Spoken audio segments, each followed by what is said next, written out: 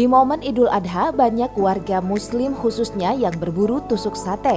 Dan siapa sangka ternyata tusuk sate yang terbuat dari bambu ini jadi produk kerajinan warga Desa Gunung Malang, Kecamatan Tenjolaya, Kabupaten Bogor sejak puluhan tahun silam. Kerajinan membuat tusuk sate seperti ini menjadi ladang usaha yang menghasilkan bagi para pelakunya, terutama di masa pandemi saat ini yang mayoritas warga diminta untuk diam di rumah. Suyanti. Ya. Kalau boleh tahu sebagai pengrajin sate ini udah berapa lama? Udah sekitar 25 tahun. 25 tahun? Iya. Selain usaha sebagai pengrajin tusuk sate ini, ada usaha lain nggak sih? Nggak ada kalau saya mas. Nggak ada. Nah, kenapa sih Ibu di tengah pandemi ini ngambil usaha ini? Kan daripada kan kemana-mana nggak bisa. Ya. Mendingan bikin tusuk sate di rumah.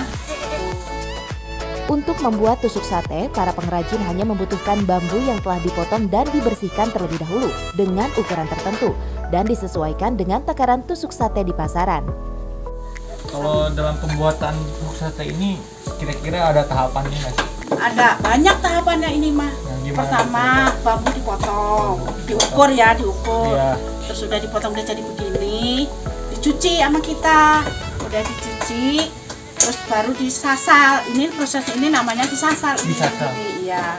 Udah disasal baru diraup begini. Ya. Kalau dia diraup dijemur, kalau udah dijemur baru dimengetan gitu. Ini mah dari bosnya berarti di stok ini. Stok gitu. Nah, sehari itu kira-kira nyetok berapa tuh kalau kamu? Ini mah pokoknya gini ya, dikirimnya sekarung, 2 karung. Nanti kalau udah habis baru kita bilang lagi gitu sama bos kita. Para pengrajin ini biasa dibayar dengan upah Rp6.000 per 1.000 tusuk sate yang dibuatnya. Untuk setiap harinya, biasanya para pengrajin mampu membuat tusuk sate dengan jumlah 10 hingga 20.000 tusuk sate per hari. Harga tusuk sate sendiri dihitungnya berapa tuh? Kalau tusuk sate kita kan disebutnya kuli ya. Kuli kan ada bosnya. Kalau tusuk sate, kalau ini 1.000, 6.000.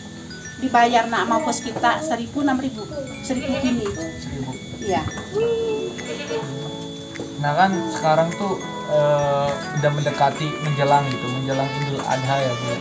Nah dari pemasukan Ibu sendiri kira-kira ada kenaikan atau penurunan sendiri walaupun di tengah pandemi seperti ini? Kalau kenaikan sih kayaknya nggak ada deh.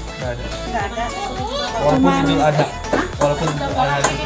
Iya, nggak ada. Biasa. Mungkin kalau bos mungkin ada kenaikan, lebih banyak yang pesen. Lebih banyak yang pesen. Ya. Kalau kita mah biasa begini aja. Begini aja. Ya. Nah, yang terakhir Bu nih, harapan Ibu untuk usaha tusuk sate ini kedepannya seperti apa nih?